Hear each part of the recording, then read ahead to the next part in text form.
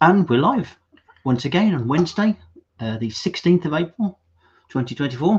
2024. With my dear brother here to present the programme. We've got a lot to get through today. A whole lot. A whole lot. Because we have done quite a bit, haven't we? Well, you have. Well, no, you have too, to be honest. And your lad. So yeah, the lad. The lad himself. The lad himself. So I will very quickly get straight into it and bring on some of our guests. Great. And hopefully Pete and Diane can hear us. Oh, there they are. Look, you are muted at the moment, Pete. Yep. Hiya, guys. Oh, that's awesome. No, you're looking great. Honestly, tell no one's going to know you're actually a lizard. I reckon you'll be fine. Just keep the hamsters below the table. You'll be no problems at all. No, you're doing great, guys. Definitely. Looking a bit green, do you think? No, you look fine. Honestly, you look really good. You're very well lit, both of you. It's the makeup department. They've let me down tonight. They didn't have any red left, so I just think this green's come through. So I'm going to bring on Benjamin to say hello. Good evening. Hey. Evening. Yeah. So I was about to say, you don't look green on my screen. You look overtly orange, like you got a really bad spray tan. Oh, a bit Trumpian. A bit Trumpish, yes. Yeah. Trump's officially the second president of colour, isn't he? Because he's kind of so dark. He's officially Tango. The man in Tango. Ooh, rocking the table. So we do have a special guest waiting for a little bit later to come on. So I won't terrorise it too much just yet. We'll get through this first section and then bring her on. So what a weekend, eh? Weekend of action, entertainment, and eating and drinking, basically. Let me quickly run off in mind. We did one of the first festas in Aleiros, which is the festa of the Cabrito Stonado, which is the festival of the stoned goat, which sounds like a drunken goat somewhere along the line, but it's not. Nothing to do with that. I'll explain to you more. The sound quality on this I've had to up because it was really, really noisy, and you can't hear very much of what Linda says. But do your best, follow what it's all about, and take it from there. So watch this.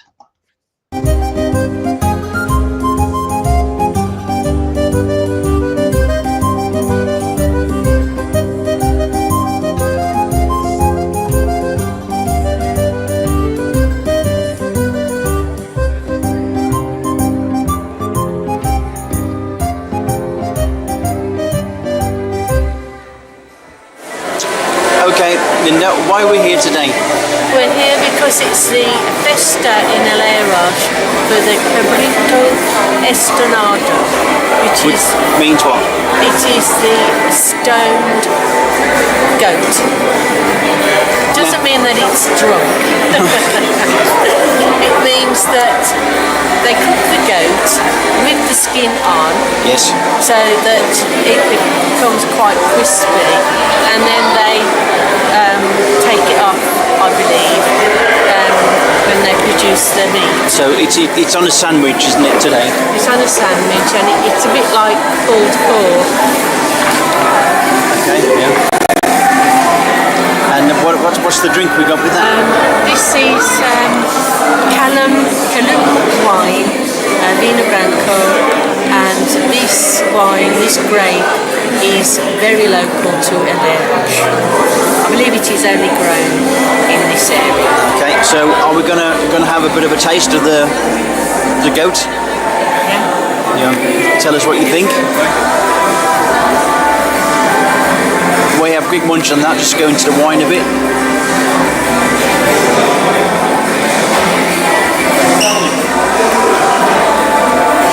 So, first impressions? You don't have to speak with a mouthful, you can nod and gesticulate. It is delicious. Yeah? Yeah. And how does it go with the wine?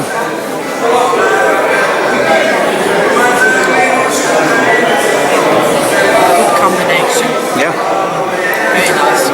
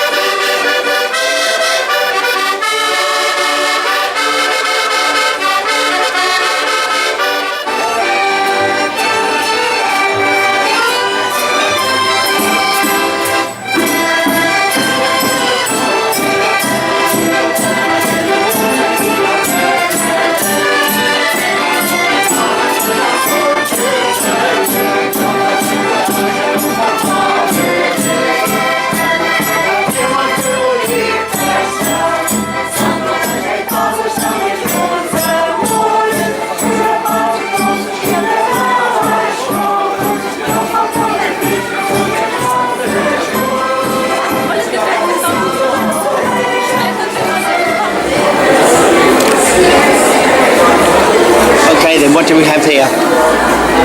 This is cerveja de mostarda. Maybe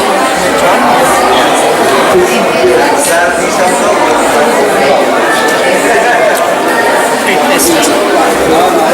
Like it. It's quite strong though. I think it's 8%. Oh, is it? We're sharing, so that's okay.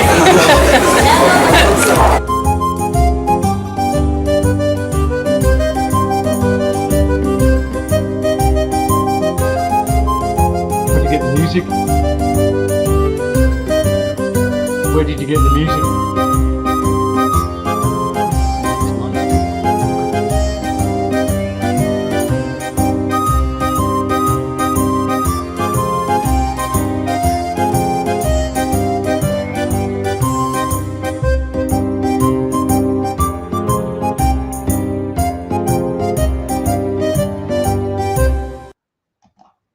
It's a catchy bit of music, isn't it? It gets to you after a while. I think that awesome. was that Donna Summer. Oh, Stop it. Right, let's that's have a really tidy up. cool. So that was the festa of the stone goat. And now what that means, I found this out. It's nothing to do with stones or drunken goats or anything like that. It's basically what they do, and it's very, very, very special to that particular place. They make a goat stew, and they use white wine instead of red wine, but they actually cook it with the skin on. But to do that first, they have to put it into a boiling pot of water, obviously when it's dead. And then they take the hair off the skin. Probably once upon a time it was done with a stone to scrape it off. And then they put it in the grill or the oven, sometimes with eucalyptus chips to give it a bit more flavor, and slowly cook it, and the skin goes really, really crispy. And then they also serve it with the local wine there, which was almost extinct in that region, which is Vino Calum. So it's very, very specialised to that town, and they're very, very proud of it. I love that wine. Our professora at our evening class, right, that we've got back for the second year in a row, that Callum wine is only grown in that region. It's the only place it exists anywhere in the world, right? Yes, it is. Because of the fungal virus that they had that wiped out so many wines all over Lusitania, all over Europe, right? And it essentially it's lovely. Portugal's great for having those wines and for essentially saving a whole load of species of plant that don't exist anywhere else. So that is an amazing wine. It's really nice. Callum's because of the hard grapes, and that is it's pre-Roman, that grape variety. It's one of those few that survive. So it's really cool. Did you really enjoy it then? It did. I mean, the weather was very poor, as it was all over the place.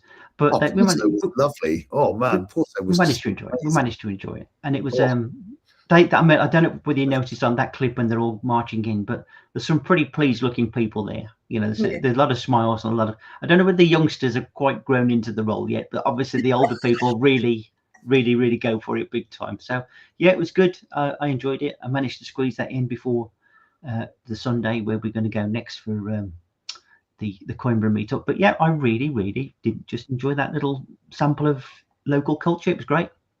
Excellent. That's awesome. So I thought I'd throw that in there.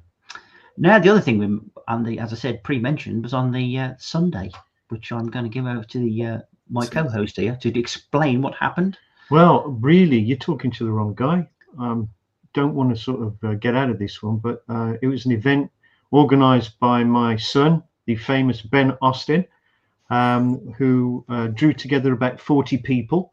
And we all had a right slap-up sort of gastronomic feast over at, was it Ville de Galle? This place here? Yeah.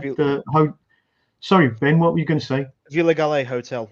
Villa Galle. Thank you for the pronuncia there. Yeah, I was about to say Villanova de Gaia, which is completely which is a bit further north. bit further north. But no, we had a splendid time. But I tell you what, let's bang up this one here. Right, and then we'll do the proper introduction. He is, right? Yeah, very dapper. You know, I'm the best at business. I'm the best at organising these events. No one's better than me. You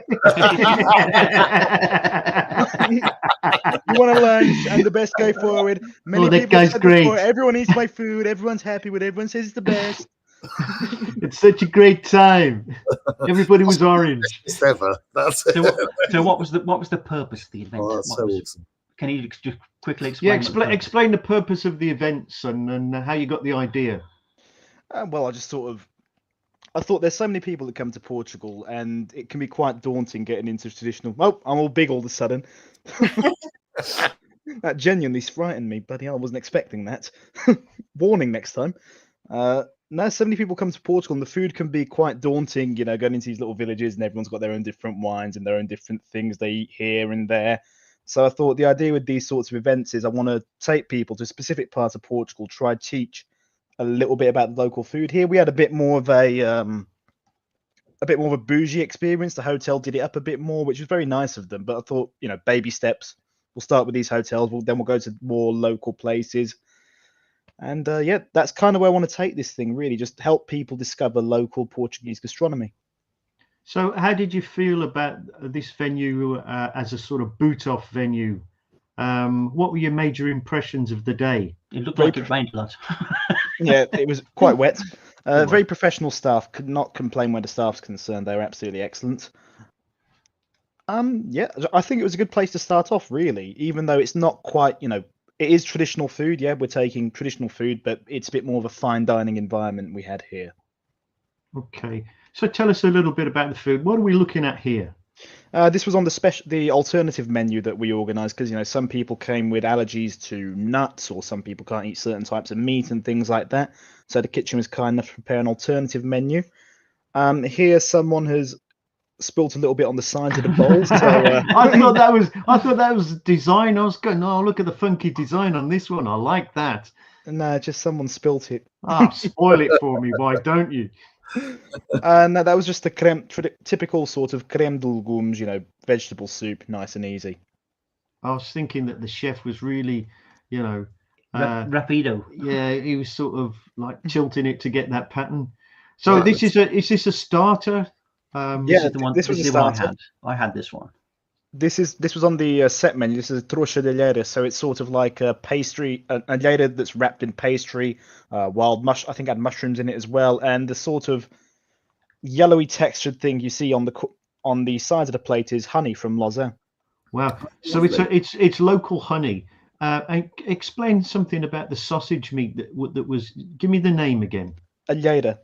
And that was inside the parcel. That was inside the parcel, yes. Give me a little bit of history there, because there's a history behind that sausage. Yes, there is. So, it would be during the Inquisition here in the Iberian Peninsula. The Portuguese typically would smoke chorizo over their fires. Mm-hmm. And, you know, if you're Jewish or of the Jewish faith, you can't really do that because, well, chorizo has pork in it. So as a sort of alternative, they came up with these alheiras, which had chicken in them as well. So it made them look like, you know, they were Portuguese and they wouldn't be, well, persecuted. Yeah. During the Inquisition. They could pass as though they're eating pork, when really, obviously, that was outside the religion. And what do you think that added to the starter there? Do you think it was important? Yeah, I think it was quite a nice starter, really. You know, yeah. Like I said, I didn't make these up. I had a conversation with the chef, and he said we can do this, that, the other. I really liked the sound of this one. I was quite excited to try it. But you know, in terms of sourcing local ingredients and coming up with something that's traditionally Portuguese and a bit of, hey, we're Coimbra, we do a bit of this, a bit of that. Yeah. You know, it was he did a really good job. How would you describe the taste of that honey? Like honey. I don't know, a bit of an odd question. Well, you get different sorts of honey. Sometimes you can get like a smoky type of honey, or you know, you mentioned the eucalyptus angle in the cooking. Obviously, the natural flora and fauna, well, the fauna affects the taste of things. Did you get any of that with that local honey? Did it smack you in any certain way? Well, I myself, I'm not a very big fan of honey, to be honest. Mm-hmm. I'll eat it. I don't, you know, I'll still eat it if it's on a plate, but I don't really use it a lot in my cooking, or, you know, okay. I don't. Well, I thought that it got a kind of rosemary twang to it, so it may be rosemary honey or something like along those lines. Okay. So you think like some rosemary was put in there, or it No, was just what comes- happens is the bees feed Oh, I off the see. pollen. Right, and then they And collect that the pollen from the yeah. rosemary. It's very Well, distinctive. I just looked at the way it was like all that subtle sort of taste of Coimbra, but not overt. Yeah. You know. So we're on to the main course here, and this looks like a wonderful fillet of pork. But take us through that, Ben. Yeah, it was a sort of jazzed up pork chop with migas, really. The pork chop being, put on a grill. You can tell it's on a grill because of the griddle marks, and then braised in an oven as well.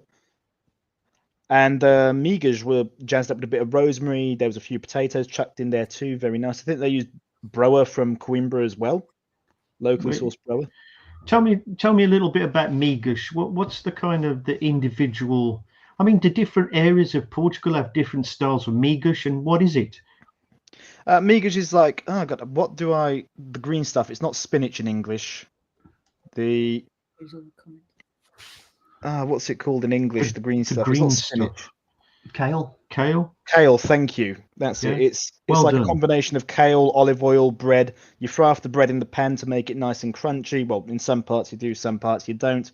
Some people like it crunchy, like myself. I like the variation of texture. Other people don't. But you usually fry it off with a bit of olive oil, black pepper, a bit of a bay leaf. Add your kale in, and you sort of get this almost a carbohydrate course to go with your food. It's sort of carbohydrate with kale in it. Yeah, and quite particular to Portugal. I've never come across it anywhere.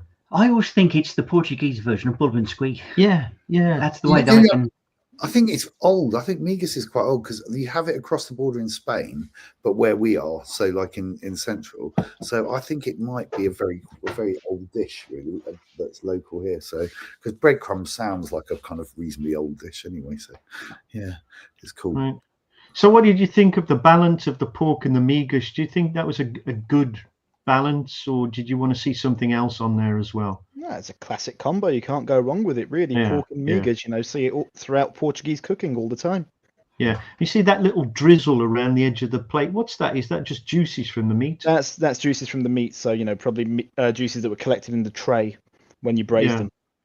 And that's something very particular to Portuguese cooking, isn't it? When you look at sauces and that type of thing. Tell me a bit about what their attitude to sauces is.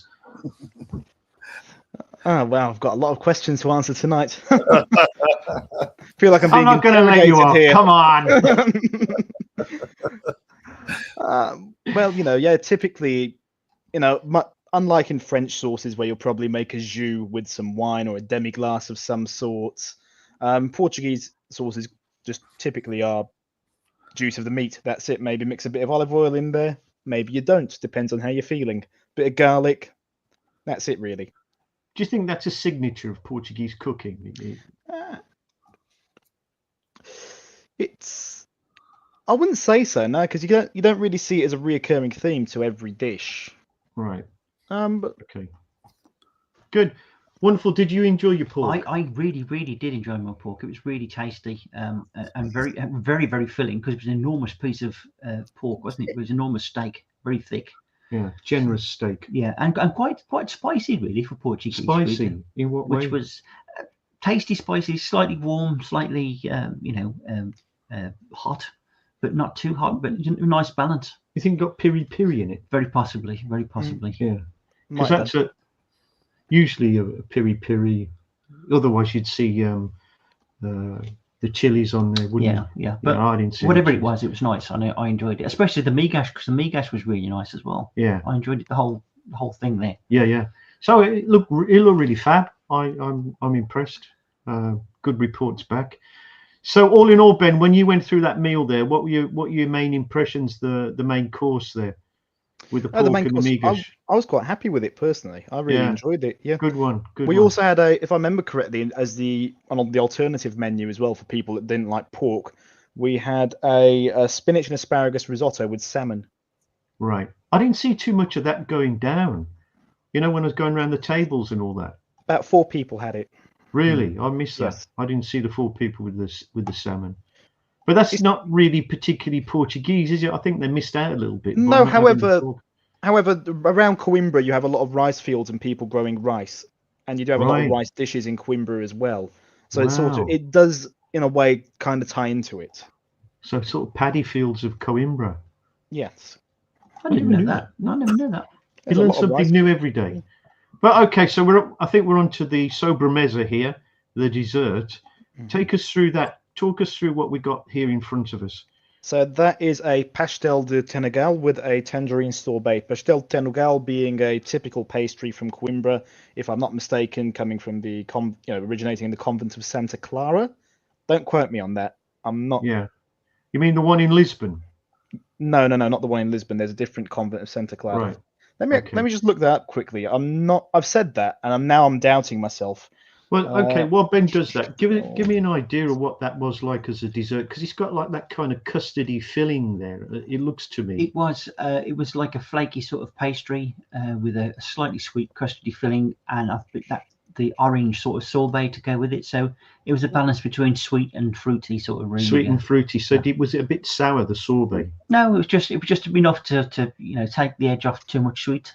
Right. Because I mean, I don't know whether you feel the same, but there are a lot of Portuguese sobremesas I often find are too head achingly very sweet sometimes.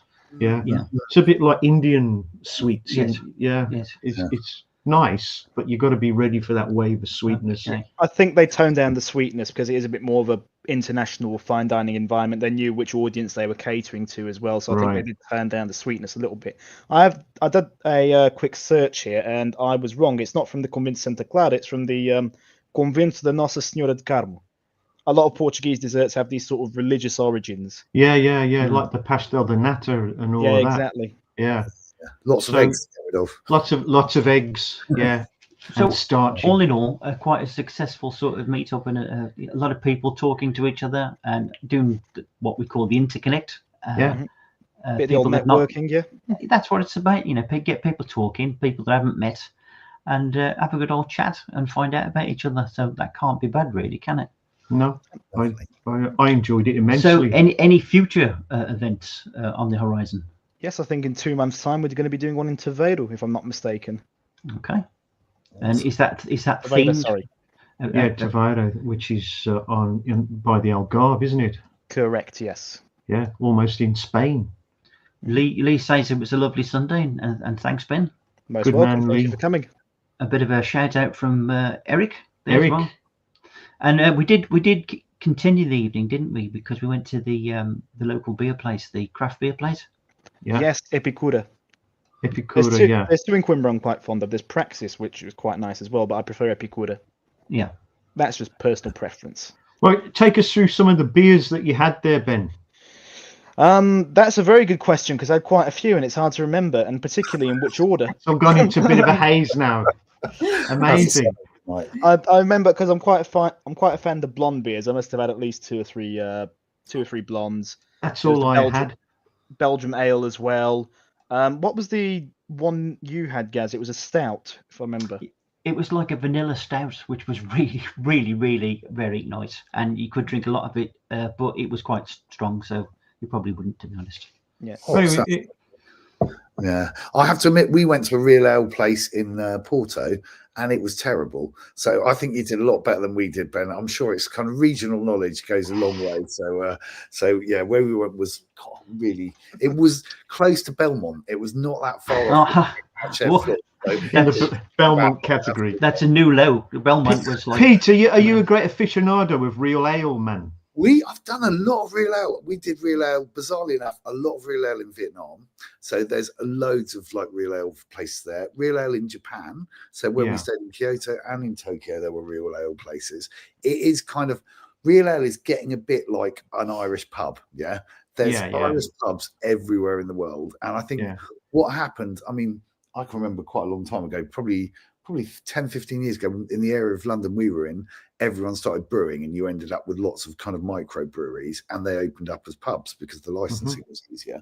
And I think that means there's a lot more around, which is lovely, really good. Just like the fantastic guy you had on the episode before who brewed his own. He was smashing. You really enjoyed that guy. Yeah. So I think which I hope to have we have an event down that way, and tomorrow we can include him in that, along with a few other things. Let's get that guy on because he was smashing. He was good. So knowledgeable and helpful. Your man from Good Morning Portugal, Carl, who's obviously watching, who actually might be joining us later on in the program. Really? Yes, I think He's a bit of a star speaker. Yes, like I suppose he's sort of Portuguese royalty now. Well, he is now. Celebrity terms. Yes. Yeah, in the expat community. It'd be nice to have him on. Or should we say the immigrant community? It would be nice to have him on my program for a change, because I've been on his loads. So, Yeah. So he said it was superb. But he has another question, and he wants to know where you've been held hostage, Ben. And Well, I can't speak too loud in case I alert my captors. Kent's going to look fantastic. I can't remember what Kent had, to be honest. Kent had the risotto. Salmon. Did he have Salmon risotto? Yes. No. I should probably turn my lights on, though. Carly's right. It does look a bit dark in my room. So I'll just be doing that quickly.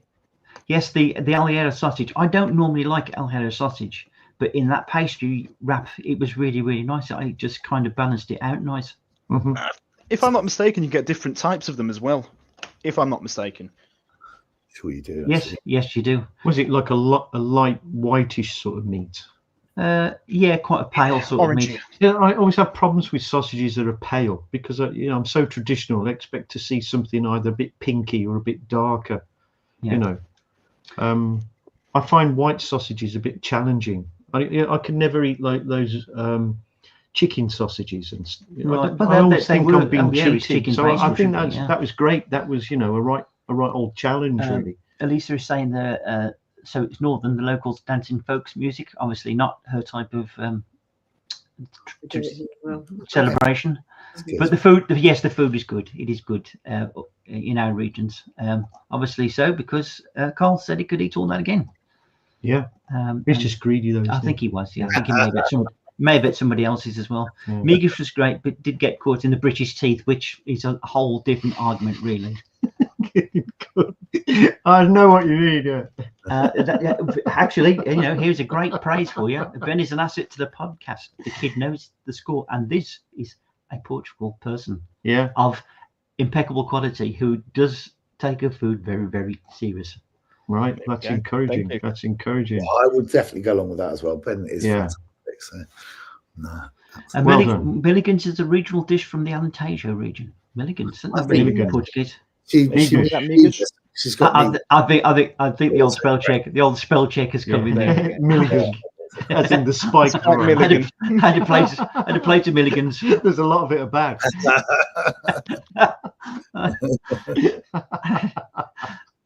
She had last week. She had an amazing delivery coming through, which was an Amazon delivery in the end. Peri sauce used on chicken.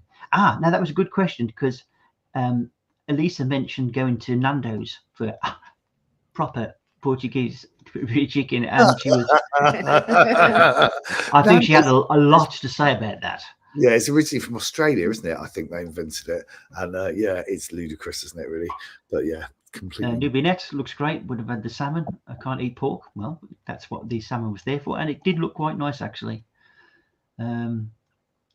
Yeah, but awkward for people that, one, don't like pork, or two, for religious grounds, can't eat pork. Yeah, and of course there's also vegetarians. It's such a classic Portuguese meat to eat, pork. I'd say it's their staple meat. Yeah, it is actually. Definitely. Yeah.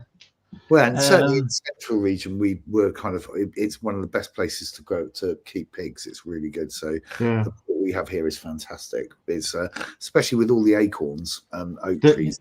The black pork, it's fabulous. Really, really tasty. So this comment here, I don't know whether you know more about this than me. Normally they use Malaguetas, bird's eye chilies for spicy Malaguetas. Okay. Malaguetas. Okay. Normalmente, Malaguetas. See. I'm not even going to go into that one. The undertones of that one. Just to make we'll know he's safe now, and. Milligans can be a bit spiky. Very good. They can be. Very good. They can be. Oh, dearie me. So some generally good comments there, and I think people enjoyed themselves, and we had a lovely time, and I came out full, sated, and generally well pleased. Yeah.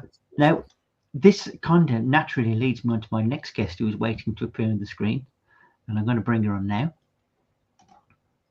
Hello, Pelly. How are you doing? Hey, how's it going? Have you got sound? I can't hear you. We can't hear you. Are you muted yourself? Yeah. Okay. I got Right. it. Now we can hear Okay, you. we're good now. Before we go off Good. and tell people, we tell people what you do, tell us where you are. Tell us where you are and you know, the part of the country and why you moved there, really. Oh, I am in Donesh. We live in Beautiful. Donesh. Beautiful part of the country. Yeah, it's And, fabulous.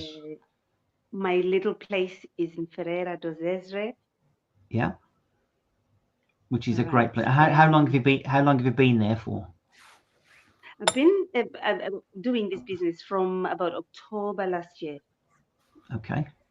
So my natural lead into this, and I know you're smiling away there, is that we've eaten all this rich food, and we've really gone over the top, and we're feeling Well, some of us have. we're feeling maybe a little bit contaminated, a bit over, like you do at Christmas. And I know what you do kind of ties into this, because you are kind of heavily tied into internal health, shall we call it, and your gut healthiness, and a number of treatments that go there. Can you tell us a bit about that, please? So I am a colon hydrotherapist. I didn't start off in my life as a colon hydrotherapist. I started as a school teacher in England. I'm originally from Africa. I'm Zimbabwean. I came over to Ireland in the year 2000 and then moved to England with my husband. And I was working in the schools as a special education teacher and as a primary school teacher. And then something just clicked, and I don't believe in the education system anymore. So I just decided, you know what, I'm gonna sit at home and see what I can do.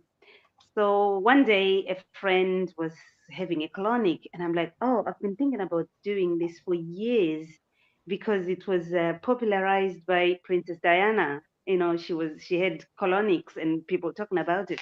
And I'm like, I want to do a colonic. And also in the African culture, it's integral to especially girls and young children to get like a douche, like a colonic, but Yes. not in the way we do it here. Yeah. So I had a colonic, and that completely changed my life. Everything around me was completely changed. Because when you look at colonics, it's not about the tummy only. It's mainly about our thoughts and what's going on in the mind. Okay. Because the mind will lead with the food. Whatever we eat is caused by what we are thinking and what's going on in the emotions. So we go and eat. For example, people that are lonely, I'm talking about myself. I find myself grabbing a bag of crisps. It's the salty and it's the noise. So I feel like I'm with somebody, or subconsciously it just makes you hear this noise, and yet it's just rubbish. So after I finished eating the bag of crisps, I go, what have I just done? Oh, it's because I'm lonely. Why didn't I think about it? But it's the emotions that lead to what we eat. And half the time, it's the wrong foods that we eat if we are emotionally challenged. Let's just say.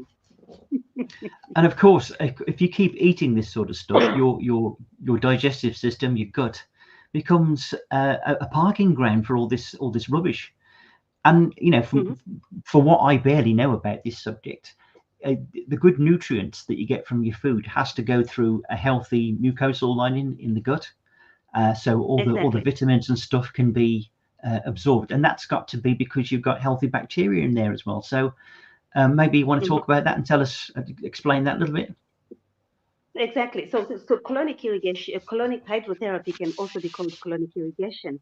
So what it does is putting water through the balm, cleaning all the mucus and all the stuck things that are inside us. So when you feel constipated and removing all that, at the same time, we're putting clean water in there that's gonna irrigate the gut bacteria that's in there, and also that process allows for the colon to release and absorb the water. The main aim of a colon hydrotherapy is so you can absorb the water, and when you absorb the water, the colon will remember what to do. Okay. the colon releases. That's what it does. It doesn't want anything in there. It absorbs water and releases everything. But half the time we don't release because we are holding on to too much emotional baggage. So we are now tying, it's starting to kind of get a bit of sort of Eastern medicine, where your inner self and your emotions and what you eat and how that affects your moods, it's all being tied into there. So it has a kind of historical background, doesn't it? Mm-hmm. So It's all linked. so it's not just colonics that you do. You obviously do dietary advice. I do and irrigation as well, but yeah, but my main business is colonics. I started with colonics, and then I just decided I'll do the irrigation course as well and just give it to anybody who needs it. But my main thing is colonics. Yes. So what sort of customers come to you, and what sort of problems do they have? My main customers in Ferreira, when I was in England, it was just everybody in England, and they understand it and they know it, and there's loads of colonic irrigation clinics in England. But here I have the strangeiros, mainly strangeiros. The Portuguese community haven't got the hang of it, and they don't quite understand what it is. It must be a challenging thing. How's your Portuguese, Pelly? Is it good? My Portuguese is just basic Portuguese. Order a coffee and that's it, really. So it'd be an uphill battle for me to kind of explain to a Portuguese person the intricacies of colonic irrigation with limited powering, being able to communicate in Portuguese. That must be a hell of a job. It is a hell of a job, because all you need to know about colonics is what is colonics, who needs colonics, and what are the benefits of colonics. Okay, so what is colonics really? Because I've never had one, and I've got to be honest with you, I don't really fancy it. Why don't you come in and have one with me? Thanks for the offer. It is mainly to remove the encrusted matter in our bodies. Well, tell me what kind of encrusted matter are we talking about? Let's imagine Gaz here, because his diet, it's full of pastry and he doesn't eat much red meat. Do you eat much fruit? Yes, I eat fruit. So what would you be expecting to find in Gary's bowel? In Gary's bowel, it depends. The first question I'll ask him is, how many times do you move your bowels in a day? Usually. Once. And how many times do you eat? That's a good one. Probably 3 meals a day. And in between coffees and pastries, as they do in Portugal, isn't it? I try not to. I try to be a good boy. Well done. I sometimes fail miserably, but because if you look at toddlers, the moment they eat something, they go. The moment they drink water, they go. It's like this with toddlers. They keep moving the bowels. Whereas with us adults, we eat and we sit there and the emotions take over, and sometimes we are sitting in front of a computer, we want to go to the toilet, let me just finish this, and then you forget, and then we eat some more, and food just keeps getting that would be part of your advice to people, was to basically go more than once a day. Move as you eat. Yeah. Wow. If you eat once a day and you go once a day, so that's fine. In this day and age, people are the causes of colonic. Let me just read a few of them out.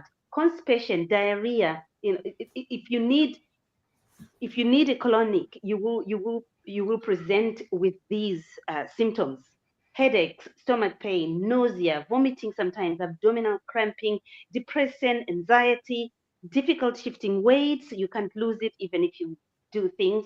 So you need to cleanse the body. I've got a lot.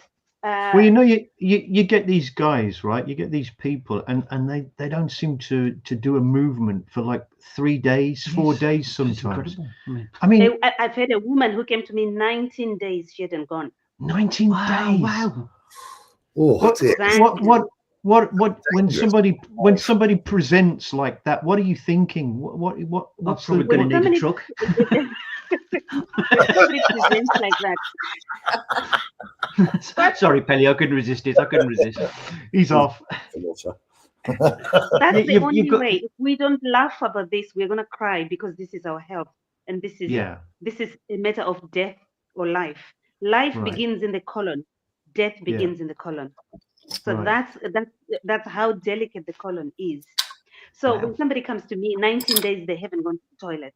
I'm not looking at what they're eating. I'm looking at what they're holding on to. What are Right. you Now, holding on to emotionally? oh, you think it's an emotional thing? So people get so It's kind an of. emotional I mean, thing. Yeah, I'm imagining yeah. they get so tight and tense that they can't. They cannot relax that colon and just let things flow. You cannot relax because you're holding on to things up here. You're holding on to, so the body holds on to rubbish and you begin to eat rubbish. So Yeah. things that we could be holding on to comes from a variety of things during life, from childhood, Right. moving home, parents fighting, a divorce in the family, Yeah. a death in the family, especially of a grandparent. Some children just get really affected. And when that Right. happens, when you have a trauma at childhood, the body puts that trauma somewhere in the body.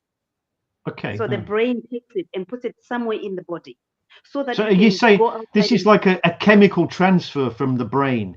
This brain sends is. out a chemical message and into the gut, and it becomes more less flexible, more No. What happens? constricted. What I'm trying to explain is when we have the trauma in our bodies, the brain takes the trauma and puts it away somewhere in the body, in one of Right. the organs of the body, in the brain, Yeah, in the right. subconscious somewhere, so that we can grow up as children. But it doesn't mean that problem is gone. The problem is still there. So Uh-huh. when we are grown like this, that problem surfaces, and it surfaces mainly by holding on to the bowels. That's one of the Right. things, and it Yeah. surfaces in your liver, in your gallbladders. That's why people are having their gallbladder removed, because they are clogged with emotions. All they need to do is to Right. clean them. So I mean, primarily, if I'm understanding Mhm. correctly, it's not Mhm. so much a dietary thing. It's It is. probably. It is Is it more because so an the emotional emotions thing? are causing. to Say eat again? rubbish. Is it more emotion or is it more diet? It is linked. Right. Everything is connected. Your head is Uh-huh. connected to your belly. Your belly is connected to your head. So Right. you are in an emotional wreck from childhood. So Mhm. what's going to happen is you're going to eat emotionally, Okay. mainly the Now, rubbish, the easy things okay. to grab. When we talk about eating emotionally, what are we doing? Talking about eating biscuits and cake and. We're talking about when you eat when you're angry, you eat when you're very excited, you eat when you're in tears. You go for your food is your go-to when you're feeling a little bit of Got you. emotion inside you. So I Yeah. always Yeah. say to my clients, when you're feeling anything, stay away from food. Go for a walk, go for a run, go find a friend, talk to somebody until you're feeling settled in your body, and then you can look for Interesting. food. Because when you're So, angry, you can eat. When you feel like you want to cry, you want to eat. When yeah. you're down, you want to eat. So Uh-huh. during an emotional upheaval, it's better to stay away from food, which is very difficult. Right, because what you're saying is that in an emotional situation, a lot of people tend to overeat as a comforting factor. And you're saying do Yes, the opposite. Starve yourself do a the little opposite. bit. Yeah. Yeah, To let your body find an equilibrium where it can settle down and you can take the nutrients out of food when you're in a better frame of mind. Is that what you're saying? yes. That's Great. exactly what I'm trying to explain. Yes, yeah. Yeah, And the yeah. microbiome in your gut will understand what is going on because you haven't eaten the rubbish, you've eaten the good food. Yeah. Now, when we're talking about good food, yeah, what kind of advice are you giving people to eat? These days, it is very, very difficult to advise on what to eat because people eat according to their bodies. People have to eat according to their bodies. Some people are on a vegan diet. Some people don't Mm-hmm. even believe in that. They are on a carnivore diet, on this diet and that diet and that diet. The Yeah. main thing I think is to eat everything in moderation, or you eat Mm-hmm. what suits you, and the body will tell you when it wants to be cleansed. It says, "Clean Yeah. me." You will feel it. Right. So what's your thoughts now on these sort of fasting diets that go? Is that a good thing to do, or is that, you know, not really generally Well, a good thing to do? fasting for me is, if you want to do a good fast, you just don't start by saying, I'm going to fast for 3 days, I'm going to fast for 7 days. That's impossible. So Okay. when you fast, if you have never fasted and you want to fast, you skip breakfast or whatever meal suits for you. But I suggest breakfast, because nobody is hungry in the morning. We eat breakfast because somebody said we have to eat breakfast. If you wake up in the morning and you're hungry, probably you didn't eat yesterday. But I don't know anybody who is hungry in the morning, but we still eat breakfast. So if you skip breakfast and start and break your fast after 12, then Yeah. that's a good start for fasting. You do that for a month or two, and then you push it to probably 2 o'clock, and then you eat again. And That's then exactly what I do. 2 you take o'clock. it All a the step further. Now, I want you to take it a step further. Every week, you could, if you wanted, take 24 hours of food, just water. Just give yourself a break. When you give yourself a break from eating so much food, the cells regenerate themselves.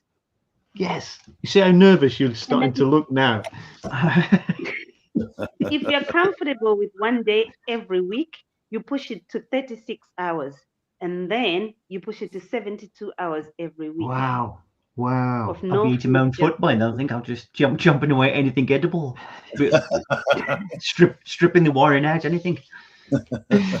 Now, I'll be But honest it's with you. I very don't know. difficult to do. I don't know if I could do the 72. I mean, I'd have a go at the 24. You don't start by doing 72. You No, win obviously. yourself into it slowly, maybe Well, after a year of doing the other intermittent fasting. the other thing he actually hasn't mentioned is diabetic. So he does control a lot of his insulin dependence on abstaining from certain times of eating and eating certain things, which you've kind of got worked out quite well, haven't you? At the moment, yeah, it's probably been the best regime for me. But I love everything that you're saying, you know, about gut health and fasting and diet and good food and bad food. And I love the analogy that you have about an emotional state and the health of your gut and how you eat incorrectly when you're under emotional stress. Also, your brain produces a lot of cortisol, and that must have an effect, you know, all the way down through the gut. So, what kind of people are coming to you at the moment? I'm having the strangiros who understand the colonics, and the strangiros who are on some sort of a cleanse.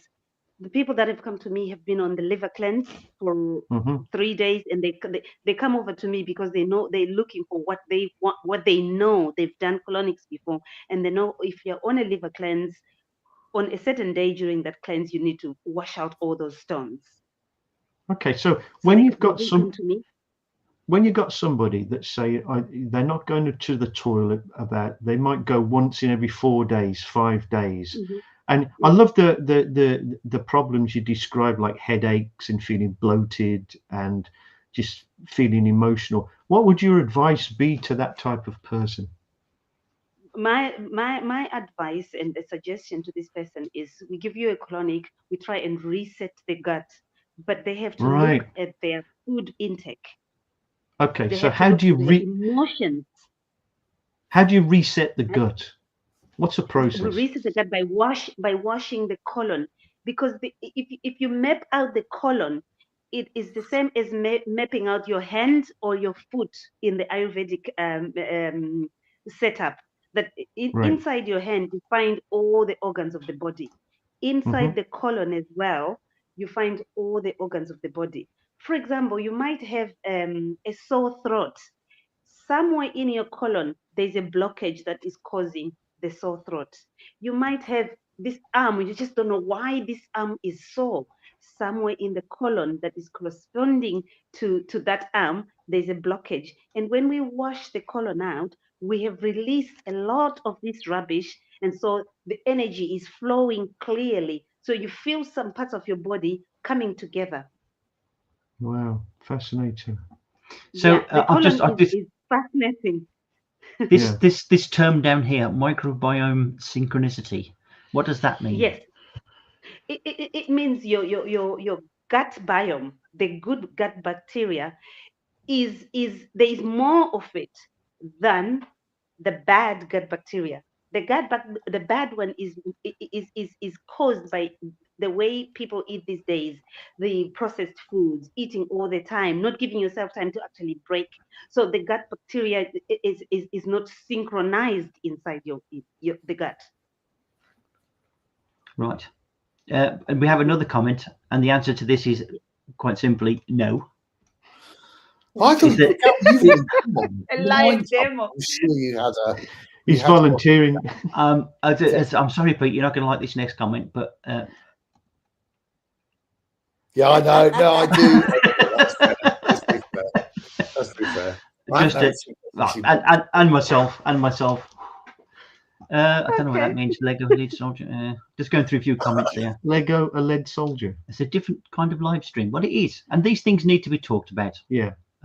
Of course, because this is, like I said, the colon. Life begins in the colon. Death begins in the colon. So the inevitable question from Carl, and he will be on later if you want to take him to task over this.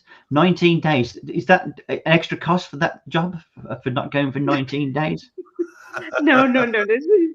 Yeah, somebody she just couldn't go to the toilet because it's a lot of emotional issues. And when you begin to talk about these emotional issues, mother issues, father issues, moving house, death in the family, and I normally encourage people to talk about it while I am rubbing their stomach to say, okay, so where did mom go? Why did she leave you? And the moment they begin to talk, they release. Things come out of them. Right. Talking about releasing crap, I think it just can't just come up. Bring it on. So, Pelly, people are asking, how do I follow this? The best way I can do, if you see that banner going across the bottom, that is my Facebook group. Yeah, that's my Facebook I think group I've there. just joined it. Okay, well, if you what do you call it? can you put your website for your services up on my Facebook page so people can see it? Share it to that. I'm going to put a Central Portugal connection, is it? It's Central Portugal Connection, yes. Yeah, let me put a write-up of it when we finish talking. Yeah. Okay. So yeah. So people can follow and see what it says, because you do more than that. I mean, I have looked at your website. There's a lot of treatments you do there. Obviously, from the very light end to the very heavy end. But it's fascinating subjects, because you wouldn't necessarily think, if you didn't know the topic, that your emotional health is linked to your gut, and then you. I can hear you. Can you hear me? I think Gary's frozen. So they are. Carl, go on. You've just take over. What are your thoughts on stuffing? Well, colonic irrigation. There you go. You've had it done, haven't you? I have. He's had it done, yeah. A long time ago, I had colonic irrigation, and I happened to come out of the session, and coincidentally, I have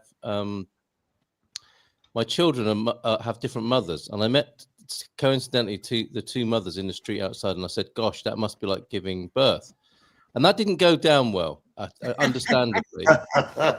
but it was a very interesting experience, I have to say, and that's what I was talking about with Lego and lead soldiers. Pelly, when I first heard about this, people are flushing out things from a very long time ago, and I think the question was asked, what might come out if Gary has the treatment? Hence a bit of Lego or a lead soldier or something like that. But all joking aside, I think it's amazing what you're doing, and I think there's an obvious. I have just had a bowel movement, I'll be honest with you, and that was what we could tell. I was nervous before coming on, and that proves what you have to do, isn't it? When you get nervous, your colon gets activated, so you couldn't wish for a better demonstration of what you were talking about than the emotional connection between the emotions and the colon. It is the primary brain, isn't it? You've got more Yeah. brain cells in your bum than the cat has in its head. So Are you they're talking to anyone in of us in particular, Pete? Or is that a There you general- go. Well, coincidentally, Lee's out. He's gone. It's too much for Lee. It's Well, you Or know, I would maybe- say that's because he's activated, isn't it? It's got too difficult. Or he needs maybe purging. he's heading to the loo now. Maybe Yeah, it's press that inspired him button. to go. Yeah. Okay. It's inspired him Well, to go. it's not for everybody, but it should really be for everybody, because the food that we are eating these days, sometimes even if you know it's not the right food, you still eat it because it's presented right in front of you. And another Well thing said. that we are not doing, we are not eating in season. Not so much here Yes. in Portugal, because we've got the Yes. seasonal fruit and everything. Because if you come to think of it, as within, so without. We are the product of our environment. And look at our environment. It's a sick environment if you look at in the world. So people eat mangoes from Brazil during a winter in England. What has that got to do with your biome? It has nothing to do with your gut biome. The gut What biome about comes alcohol? from the environment. What about alcohol? I mean, I'm not. I don't want to judge, but alcohol. No, go on, give it if you to look us. at the Come on. definition of come on. alcohol. If you look at the definition of alcohol, it's really not. It should not be put in a human's body. I drink wine, yeah, sometimes, but you know, Yeah. I'm only human. But it should really not be drunk. Really. I mean, Because it's not good for the body. I have to be honest with you. I do have a little bit of a problem with this. You know, I do like a nice drink. When I say Me a nice too. drink, that's, you know, it's not just a glass of wine every few days. A couple of glasses of wine, probably more, at every half hour. No, every night. Well, alcohol amazingly during quite a few epidemics, particularly cholera. Yeah. It saved an awful lot of people's lives. You had a load of people that thought that it was bad to drink alcohol, who were Yeah. going to fresh springs and caught cholera during, well, certainly during London history, who all died just because they had that misinformation. And alcohol's been around. You can go to Egyptian ruins that are 4,000 years before Christ, and they were still using yeast and brewing alcohol. So I think it's pretty can be a pretty healthy Everything thing. in moderation. Yes. Everything in moderation. Well, what is moderation? I mean, I'd like to, in terms of like how many glasses of wine should I be drinking or not? How about if you say, listen to the body? Is the body saying you need some? My body right now? goes, whoa! I have some of that. Then do it. Then do it. But Really? because you're young. I love you. You're young. I really like you. There's a little You're point young. here. At some point in the next 20 years, your body's gonna go, no. No, my body then you did that a long time ago. Oh, I don't know. I think it's when we went to Porto, we went on a port tasting thing, which I should have done ages before anyway. But it was, I think there were about 15 of us, and we had 12 glasses of port, right, in the space of 2 hours. And by the end of it, we were all really good friends. It was fantastic. I think it was a really good way. It's not much of a trip, is it? 15 people and 12 glasses of port. That must have been a bit 12 of a each. fight. That was very nice, definitely. I have to admit, 12 tastings of it each. The only thing is port. They've got some of the things like they've got a rosé port now that's existed. Yes. Oh yeah. Yes. Got some over there. You do a nice port drink, don't you, with soda water? Rosé port and soda. Don't talk about drink. Talk about colonics. Yes. True. Well, True. Yeah. Get back. How's about a rosé port colonic? Would that work? You could do that, couldn't you? Exactly. Pelly, I want to ask you a question, Pelly. And obviously, people are a bit sensitive about this subject. So, how can they get over that when they come to you? How can you reassure them that it will be okay? That what you do because it will be okay. I always make people feel at home. We all go to the toilet. That's why we are alive. If we don't go to the toilet, we are brewing death, or we've got a disease. That's very true. Do you want a colostomy bag, or do you want a colonic? You couldn't put it any simpler than that, could you? Really? I think that's a good message to take away. I am just going to catch up with a few comments. we're busy building houses here in Portugal. I want my Yes. toilet to be like this. What about the tiles? Why? Because that's where life is, in the toilet. If you're not going to the toilet, it's either you're dying or you're dead. It Well, is no, there's a best- lot of life in my It is toilet. best part of the day, isn't it? Really. we do laugh and joke. I'm just going to catch up with a few comments. Elisa, I live in the UK and my bowels are fine. Well, that's very nice to hear. Have a lot of greens in my diet, everyday trips. That means kale, cabbage, beans, salad, and abundance in A Well staple staple of my diet. diet. Yeah. They Obviously, work for you. That works for you. For some people, what works is a carnivore diet. Well, yeah, I suppose we're all individual, aren't we? I do like a carnivore Exactly. diet, to be honest with you. But this Yeah, one but sounds this one sounds particularly risky. Beans, cabbage, and Brussels pie every day. That's perfect. If it Brussels- works for you, Not a lot of it's right. visitors there. That sounds like that would permeate everything in the house. That definitely. Goodness me. Gosh. Bit special. there was another one, yeah. that one, yeah. Lactic fermented yogurt. What does that do? Yeah. And how is that introduced? Yes. Lactic fermented yogurt is just a fermented type food that you can eat for gut bacteria, for good gut Yeah. bacteria. But if you're putting gut bacteria in an environment that is toxic, then it's not going to help. What helps is to cleanse the body, and there's so many ways to cleanse the body. One is the colonics. You can cleanse the liver, you can cleanse the gallbladder, you can cleanse the kidneys, you can cleanse the lungs, you can cleanse the blood. There's so many ways of cleansing all those things. Once you have cleansed, and then you can put your fermented foods in to bring in the gut bacteria. That's a very good point, because a lot of people think, oh yeah, I need this probiotic, whatever, and they go to the supermarket, buy this drink, but it's going to be useless because all the rubbish is still in there, so it's not going to get through, is it? Good, very good point. And the one in Yeah. the supermarket normally is processed, and the goodness is, I Yeah. don't know, maybe. Pasteurized away, isn't it? Really? Yeah. Yeah. Spread, Yeah. Mm-hmm. Junk food affects we not really only like the to body, do- but We are in But Portugal. also and we are eating. our genetic field. what? Energetic. Is that dyslexia still Is there popping in anything- there? is Yeah, there- I know treatment field sort you out. Yeah. I know treatment field sort you out. Colonic That's very- irrigation. Oh, there. There is masses of comments coming in. I can't even keep up with them. So It's a good subject. I think we've broken a bit of a taboo here. so Everybody does I it. think we have. Definitely. that's a good point, because I get up early. I'm normally up for about 5 o'clock or thereabouts, and probably don't go to bed until maybe 11ish, sort to 12. So that's a long day to be not eating much. Mm. If it's working for you, go for it. Go for it. You have to do what works for the body. And people say There is- to me, "I've just had this colonic. When should I come back?" It's not for me to tell you when to cleanse the body. The body will tell you, and you've got to listen. We ignore what the body is saying because we think, we Oh, know it all. The body how has do you told us, listen? no, not well. Good question. How, Good how, question. how do you listen? What's the language of the colon that you have Oh, to my decipher? Wind. Question. I'm being serious. Yeah. Say that again. Apples- How do you listen? What's the language? What do we got to listen to? What's our body telling us? What are the signs? You know, what's that You're language of feeling saying? sluggish. You have brain fog. You haven't gone to the toilet in the past 2 days. You probably go to the toilet, and what comes out is these little dots.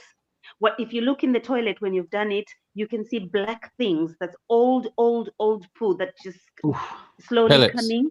And The rabbit. the rabbit, rabbit poos. Who hasn't had rabbit poos? Yeah. And Exactly. so that's those We've are all had some- the classic signs. Rabbit poo, basically. Yeah. Rabbit poo. And length of time Yeah. not going. Pencil stools, yeah. Incomplete Cramps. bowel movement. You go to the toilet and you just go, I feel I'm not complete all the time. Right. It's because you Stomach need to cleanse. cramps. Yeah. Yeah. And I mean, I'm Mhm. fascinated by you because my old man, my dad used to complain of this because he was never a regular guy, you know, and he used to get headaches and things and feel really grouchy, you know. Yeah, of And- course. And when he'd go to the Because toilet, everything was happy. It was true. He was a different man that came out of the Yeah. toilet. Literally. Tonight, Terry Austin. And Eric said, "I'm glad I waited to have dinner while watching the show tonight." So, Bon appetit, bon appetit, Eric. On this program, we fear nothing. We go places that no other show wants to go. But Space, the final frontier. I think we've all learned something tonight. Yeah, it's been brilliant. I've learned such a lot. I tell you, really, Lots of you've been so allergies, informative. food cravings, I think hemorrhoids. it's so important. Colds and flus. There is some scientific evidence for FMT as well. Have you heard about FMT? What's that? What, fecal transplants? Yeah, fetal matter transplant. Yeah, yeah. Who was that who just went, died? I think it's probably happened quite a lot. I've been thinking of how many bum guns I've used in Asia. I think I've probably had quite a lot of FMT just by seeing and using them. To be fair, so I don't know. I think bum guns. What is that? Spray? Is that like a colonic system? Well, no. When you sit down on most toilets in Japan and mine, the ones I've got at home here as well. You've got a heated seat with a jet that sprays you clean and then dries you off. Washes. I see. So you'd have had a little bit of residue, possibly from. Yeah, exactly. Right, so you're going to probably have some transfer there as well, I reckon. And I still think my gut's healthier. You just say, "I'm just away now to have a colonic, a mini colonic." Yeah, I may be a while. They're lovely. They're fantastic. Could I add something there, Gary? Because the reason I said microbiome synchronicity is because I met a chap at the weekend who has a foundation called the C-Rave Foundation, which is about helping cancer patients with microbiome treatments. Now, I don't know if it's fecal transplants because I've yet to speak to him a little more deeply, but it is, as you say, Pete, it is scientifically, conventional medical scientific research seems to be favorable towards it, which is something worth exploring, I would have thought. Yeah, well, it's certainly science. I was listening to a thing on Radio 4, and there is quite a lot of evidence now. So statistically, they studied that essentially says that FMT can be very useful to treat certain things, particularly things like bowel cancer. It's really helpful. Is that to regenerate the cells? Yeah, new cells? I think it's also just to transfer the environment, isn't it? Biome. Yeah. So it's an interesting one to have. Well, one of the interesting things that he says in his introductory video is that actually we're 1% human, and the rest of us is other kinds of cells, microorganisms that are not us, which is mind blowing, really. And I mean, all of this conversation is about culture and what we believe to be the case, right?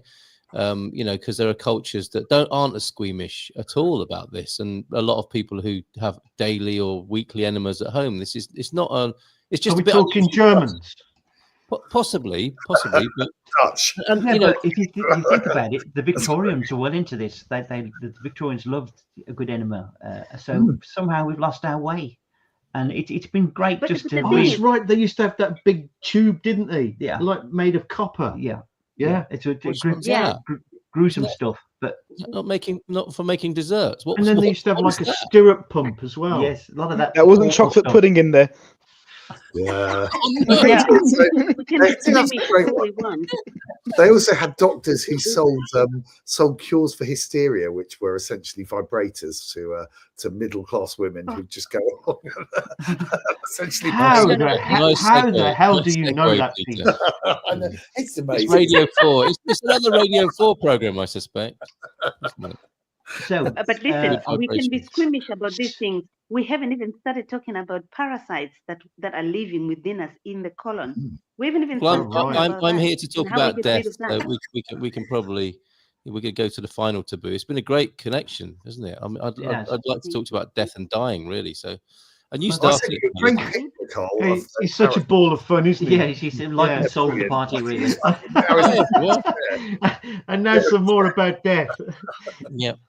But yeah, I mean, there's another good thing, Pelly. I mean, parasites, worms, infestations, that obviously treatable in such a way to help get rid of them. So it's a big topic and probably takes more time than we've got here. But I'm glad we touched on this subject because it's a tricky one. It's a tricky one. It is a tricky one because we've we've done it with good humour, but we've also learned quite a bit. But just think about it. Just think about this. We deworm our cats and our dogs and their mammals. How much? Yeah. When was the last time you dewormed? Yeah. I mean, good Because they're point. mammal. How do you know? I You are mean, when you normal, look, you will have. if you could look at say you look at your poo in the toilet, yeah. Do you know? Can you You should. tell how you know? I know I do. Yeah. I look at it, yeah. Because In Germany, they Would have you a do it for shelf. me as well? Would you do it Yeah. for me next time you're around? No, definitely not. Honestly. Some people are much more obsessed. So in southern Germany, most toilets have shelves where you can examine your Right. stool after you go. Absolutely, yeah. Wow. Isn't that fab? Give it That's a what whirl. we need, isn't it? Mind you, not Life with you. No. begins in the colon. I'm- Death begins Look in at the that colon. one. It's got a face on it. I'll need a wheelbarrow, I think. Like cloud spotting, isn't it?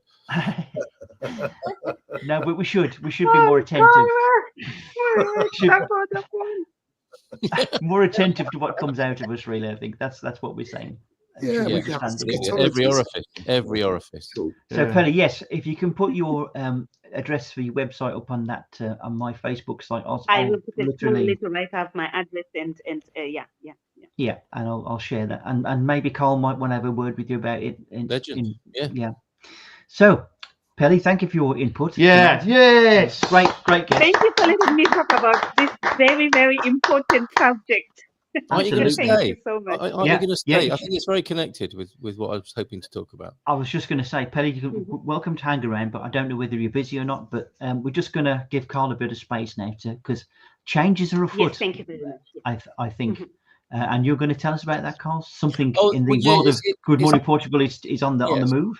It's coincidental. There are going to be some changes, but it's the reasons why that I think what I'd like to talk about tonight, if that's all right. And that's the orientation of, and this is where death comes in. And I'll explain. I'll try and bring it all together in an upbeat and jolly way with a difficult subject. Now we're raising the game of taboos. I'll take your colonic irrigation taboo and I'll raise you with death and dying, Pelly, and see what happens. But the orientation for Good Morning Portugal, given that a lot of people now are in that moving to Portugal space, you know, that because that was the thing, wasn't it? I mean, it's how a lot of us met when we were just here.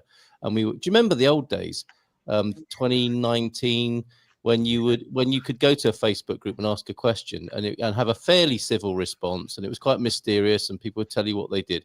It's a very different world now, isn't it? And it's very professional, and there are loads of services, some better than others, that help people get here. And what I'm really interested in, and I always have been, but I'm really going to make a move into it now, is what happens for the rest of your life in Portugal. If you plan to come here for the long term, which I think a lot of people want to do, and they are of a certain age, to be fair, you know, a lot of the expats coming over from the United States are boomers. How interesting, I think, to look at it from the point of view of what you need for the rest of your life here. And I don't know if you resonate with this. You know, it's one thing to know what to do, the nuts and bolts of coming, and there's a lot of information about that. And there's a lot of people to help you. But what people don't talk about a lot is the next bit. You know, when you're here and peak pastel de nata or whatever you imagined yourself doing when you were a new foreigner in Portugal, like that wears off after a while, doesn't it? You think, well, now what? And you're on your own with that, I think, to a great extent. And the less connected you are, you know, if you don't have a big circle of friends or influences, or you're not very connected to the community, which you might not be as a newcomer, that can be quite lonely and an isolating feeling. And what do you do with that? I don't hear many conversations about it, you know, that what now bit and what next.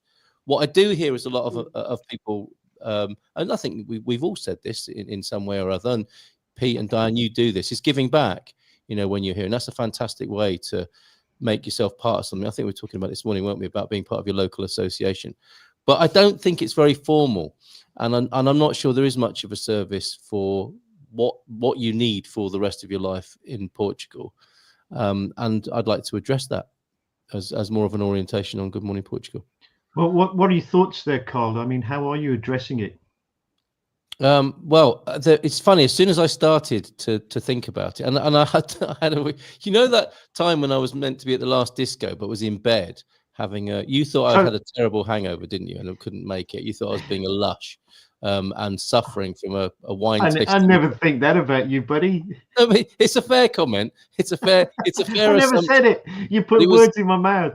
No, okay. If anybody thought that it was untrue, I remembered when I was listening to what Pelly was saying earlier on that I was in bed, I think, for about 3 days, and I didn't eat, and I didn't feel like eating. And I also went through what felt like some sort of shamanic experience in bed, but it was probably just of quite a simple matter of Have not you got eating. any pictures? I don't think so. I think I'm a changed man. I think I'm a different man from that enforced fast. Munson's changed man experience in bed. Seriously, I think something changed, and I will be there this coming Saturday, by the way.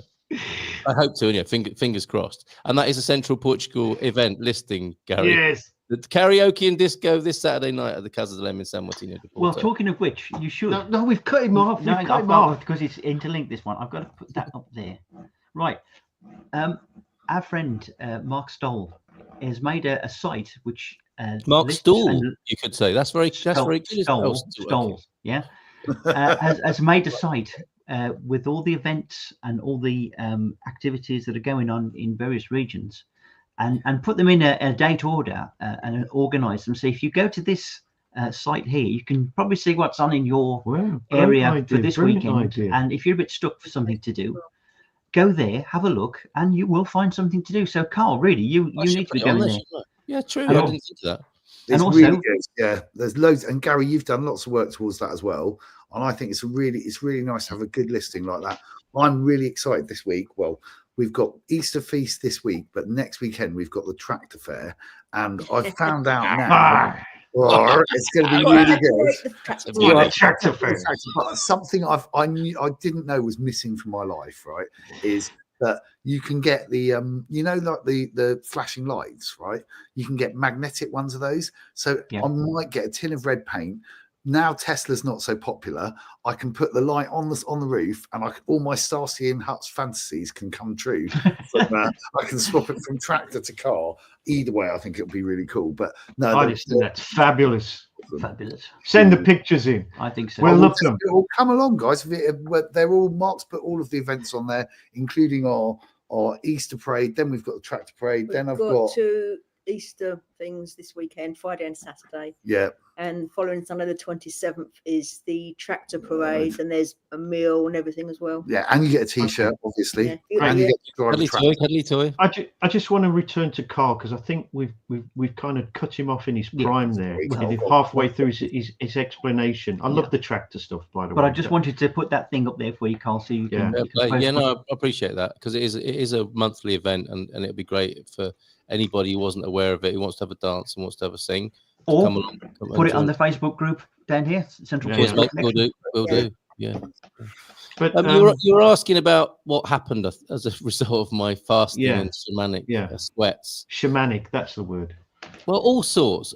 But one significant thing was coming across something at the men's shed in San Martino, which is at the same venue. It's a small world. We were talking about preparedness, because of this EU. Everyone get ready for a 72-hour emergency, get a shortwave radio, get batteries, there was a thing. You've been talking to Hugh, haven't you? It was the EU who did it. You've been talking to Hugh. Well, I did talk to him afterwards, no question. I saw him in Coimbra on Sunday, and it was brilliant. I love Hugh, I really do. I do as well. But this is not underground conspiracy theory stuff. This is the EU's own guidance as a news item for people to prepare them. I mean, it's connected directly, I think, to their bastardly warmongering. But and then they're thinking, well, we need to help people prepare for the worst case scenario. But in talking to the men's shed guys about it, it's very interesting to note who's talking about what to do if there's an earthquake or wildfire or some sort of civic emergency. And you've got your ostriches, you've got your tinfoil hat, full-on conspiracy theorists, and you've got the Stoics as 3 sort of rough stereotypes about who's preparing for something. Yeah, you'd have a drink with them, wouldn't you? I would. I'd have a drink with everybody. Well, that's my problem. So it's a bit cold. Does it remind you a bit of like Protect and Survive? And yes, it is. It's a little bit like that, isn't it? I think. I know people who moved to Devon in the 70s or 80s because of that same fear. When that movie came out, Threads, and it really frightened the crap out of people, basically. I So had much 6 so that people up my road who built nuclear shelters. Why on earth you bother building a shelter somewhere that you know is going to get bombed and what you're going to walk out into after a couple of weeks? I have no idea at all. It's a good question, though, Pete. Why do people do that?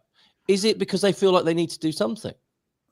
I don't know. I mean, I think Yeah. ultimately you have to. We're pretty safe where we are. I think Portugal's pretty safe. It's not. I agree. I agree. Anyway, you know. So, and central Portugal, to be honest, is of all places probably one of the safest places you could be in any kind of scenario like that. So, And what can we do about it anyway?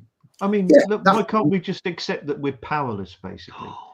You know, if those missiles start flying, what are we going to do? Protest or go and strangle a cat? What do you do? Well, I think that's a really brilliant why question. worry about it? Well, you don't have to. No one's saying. I think it's a bit like what Pelly was saying. It's like it's just interesting to observe. What is your body saying? What's happening when you consider things? And that's all when I'm talking about resources for the rest of your life in Portugal, it's a conversation about, have you thought about these things? And if you've thought about them, and I see how distracting it is now, and I've got a guest on and I put a comment on the screen. And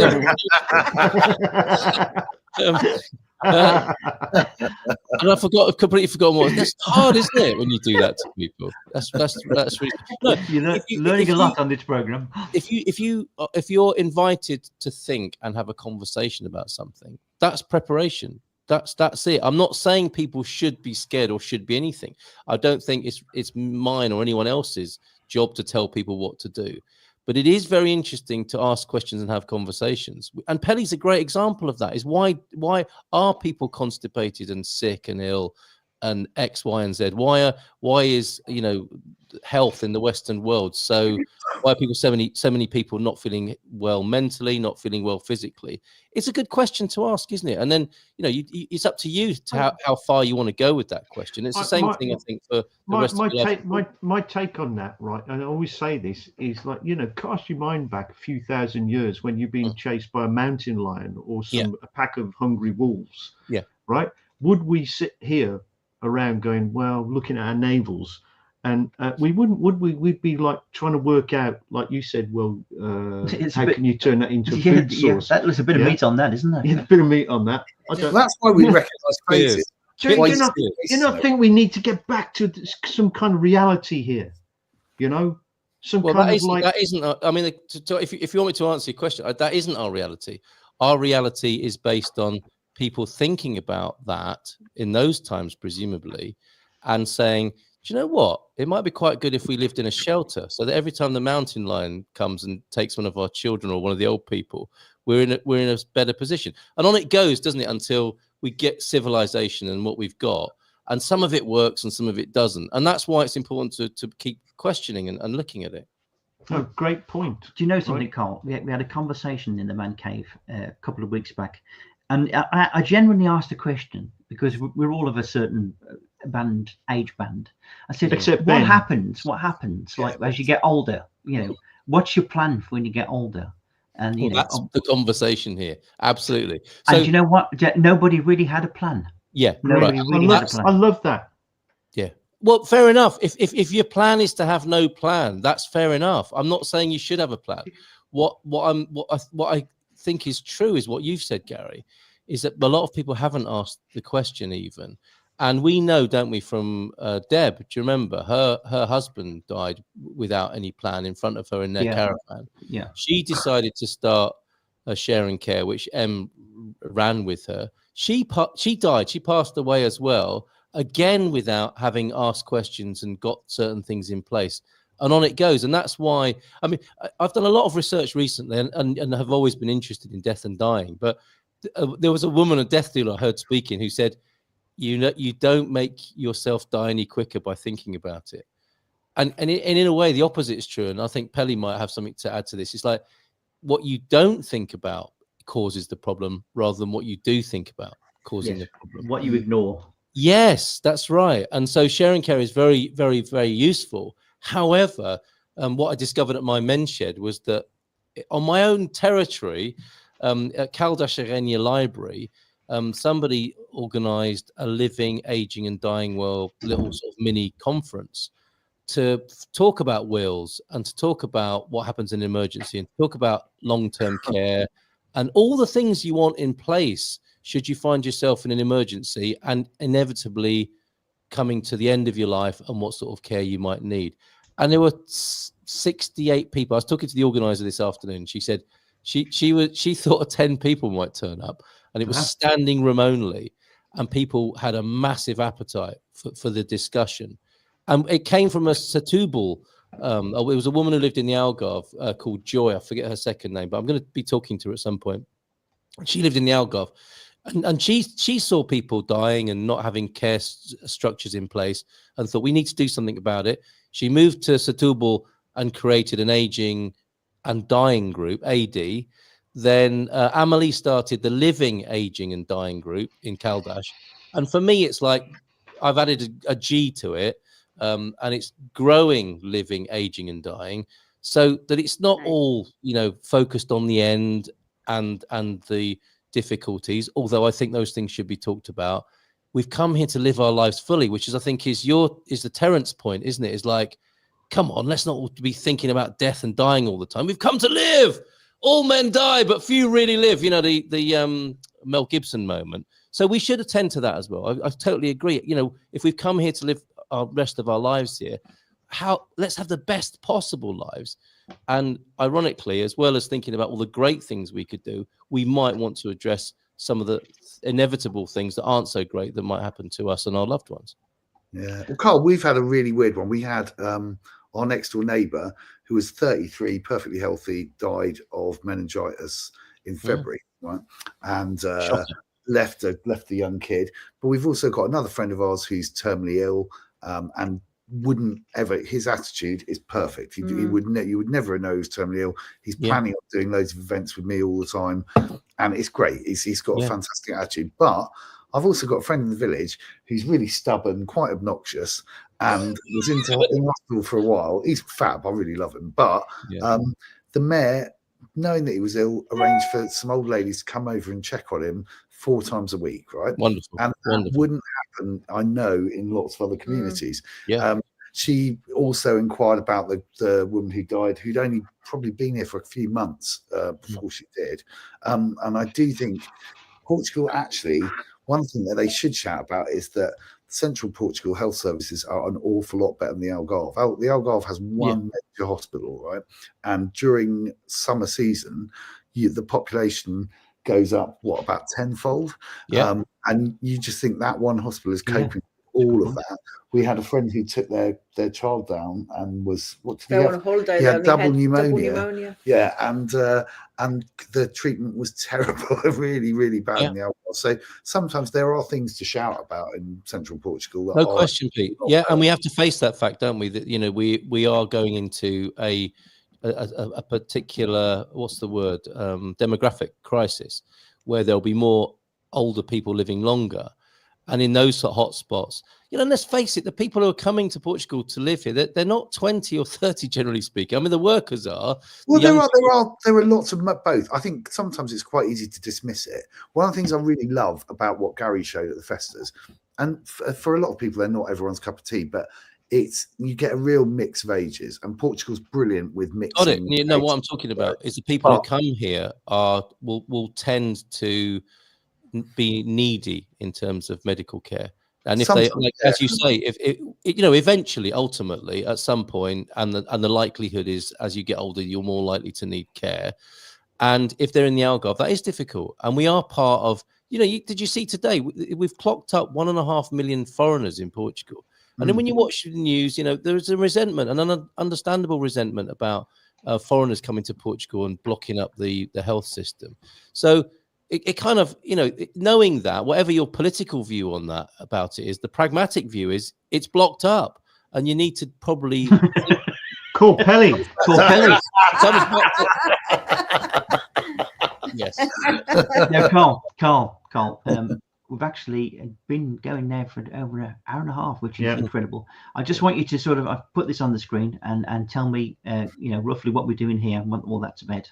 Well, the content of the program would be much more geared to what happens next for the rest of your life in Portugal. And my own, what I want my own kind of work and consultancy to be is having a conversation with people about that.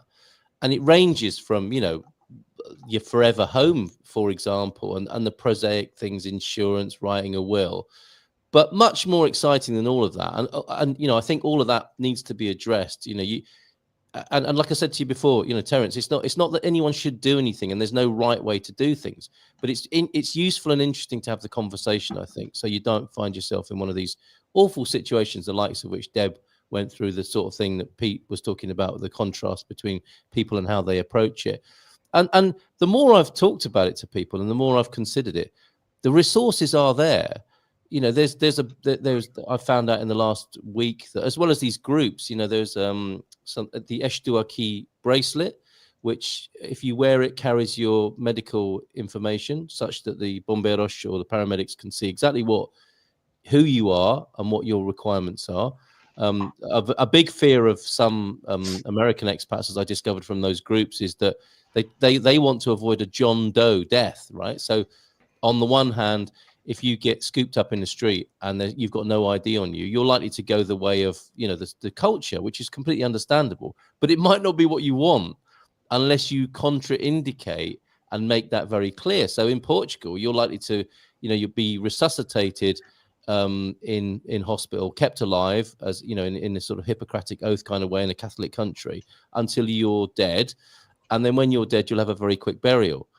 Now, you know, somebody back home might get the call, you know, your relative passed away, and people say, oh, when's the funeral? I said, well, it was 3 days ago. We couldn't get in touch with you. That's how they do it here. Yeah. And so those, if you want it to be different, if you like talking of Hugh's very clear about wanting to die at home. Without that indication, with a document and a living will that he carries in his wallet, that can't be honored unless it's very clearly stated, and he is stating that. And so these things are very interesting to me, and I think they're obviously very precious to the individuals involved who have those particular specifications, if you like. Another documentation that's come to light in talking to Amelie and the group in Caldas de Rainha is there are books called "I'm Dead, What Now?"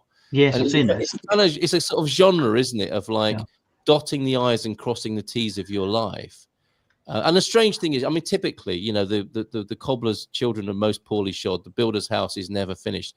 I'm terrible with this stuff, but I do know the right questions to ask, and I'm getting a picture of the whole piece, if you like, of the questions people might ask themselves in what might seem like a difficult conversation, but I think in the end, ultimately, an amazingly rich conversation, because you find out about yourself, you find out about your family, you find out about things that you haven't been thinking about. It's like, shit, pardon my French, it's like, okay, I get it now. This is going to happen to me. Mm-hmm. This is how I'd like it to happen, and this is what I want to do before that happens. And all of that can come out of having an open conversation about it. And it's relatively easy to organise. Yeah. Is he allowed to swear on the show? Yeah. Well, I'll let him. I think maybe I may have sworn a couple of times on his show, so I'll let him get away with it. So. Yeah, Carl, I didn't realise until a couple of weeks ago you can go to your local post office and essentially get a place in the local graveyard if you wanted to as well. Is that right? I didn't know that. Yeah. I didn't know that. So it's actually much simpler than you might think in some respects. And obviously, what I love about Portuguese graveyards, not only are they really well kept, and they're usually kind of pretty pristine, but it's a bit like Facebook of the dead. Nearly everyone's got cheesy photos on as well, which I really like. Right.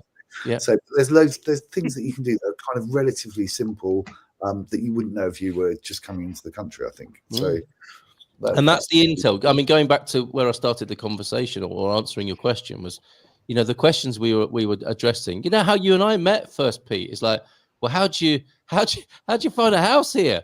It was like that back then, wasn't it? And obviously, still people are asking how'd you find a rental here, because they're like rocking horse poo. But you know, the questions are different now, and the conversations are different, and we can move on to these sorts of questions. I think, which as I said before, talking about death doesn't make it happen sooner. Not talking about it can cause a hell of a lot of heartache, as we saw with Deb and her partner, and then to her herself. And that's something we might avoid, and something we can have very interesting and even uplifting conversations about, I think, ultimately. I think this is one of the big keys to it: family and community. Yeah. I have two primary suggestions for people that come to Portugal. One, get some good source of heating, because you're going to need it during the winter. Two, don't get isolated, because if you get isolated, it can be a miserable existence. It can be, you know, a fright worse than you've left. So, you know, build a community, build friends around you. Don't get, you know, left out on your own. Join an online community, but keep something around you where you can get an information flow coming. And I like to think kind of what we're trying to do here is Absolutely, exactly that. mate. Exactly that. Did you think that when you were coming here, though? Well, I had a start. You know, I've got relatives here, so it's Yes. been easy for me. But for you've anybody, seen it, haven't you? You've seen it. I mean, and I think you make a really good point, because when I first thought about coming to Portugal, I went into that, you know, the sort of classic pile of rocks in central Portugal that needed renovating. I would live on my own and have animals. And when that goes wrong, it goes really horribly wrong, doesn't it? Does. If you get into the situation, if you're cold and damp and lonely, what looks like the most amazing thing that you can see on YouTube channels of life in Portugal, in central Portugal, is not suddenly not like. Well, what the hell do you do when you find yourself in that condition? How do you crawl out of that space? Well, it's difficult. It's difficult. I can't think of anyone. We live in like the arse of nowhere, basically, the coup de Judas, as they call it, right?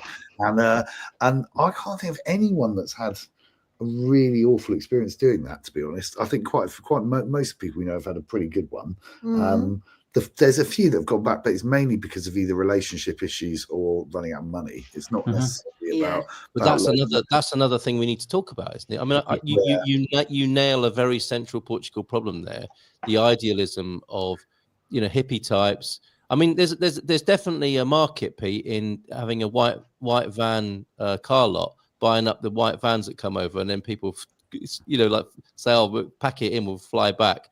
And you could buy up all these white vans, and maybe even a sanctuary for dogs as well, for people who pick up the first puppy they see. You know, but in all seriousness, this is a tragedy for people who had the best of intentions coming to Portugal. They find themselves in the scenario that you're talking about, Gary, of like being together all the time while they're trying to make a house out of a pile of rocks in November. And it becomes too much for some people, doesn't it? And it's like, without the structure, without some thought about that in the first place, that's a pretty grim scenario, and it's a waste of everybody's time and resources. Yeah. And indeed, in the weeks to come, I have some other guests coming on who will kind of bridge this problem, especially if you're a mum as well. I've got a great guest lined up for the next couple of weeks, who is formulating an online association for people, especially mothers, who are feeling a bit kind of out of things and out of the flow. Yeah, but that will be a global thing. It won't just be Portugal. So, you know, let's talk, let's communicate, let's bridge the links, and support each other. Yeah. Absolutely. And with that, ladies and gentlemen, we are now at 1 hour 42 minutes, and I'm going to thank you all for your participation. And Pelly, would you mind if I shared your details with Carl over there? Would that be okay? Yes, you can. I think I've put something on Community Portugal. I've put an ad there for my business. Central Portugal Connection, yeah. Okay, so I don't know, with Carl, might have a slot for you on his day show sometime to talk this over. Chat with you, Pelly. Definitely, we need to connect. Yeah. Gary, I'm trying to click on these comments to show them. It's not my show, is it? Which comment would you like? We've got so many now. I'll just have to remember where I am. Yeah, just relax. Okay, you're a guest now. So guys, thank you for participating and helping me out. It's been an interesting voyage from food to exit, shall we say? Great for coming. And I wish you all a safe, happy, and healthy week ahead. Good night. Good night, all. Take care, everyone.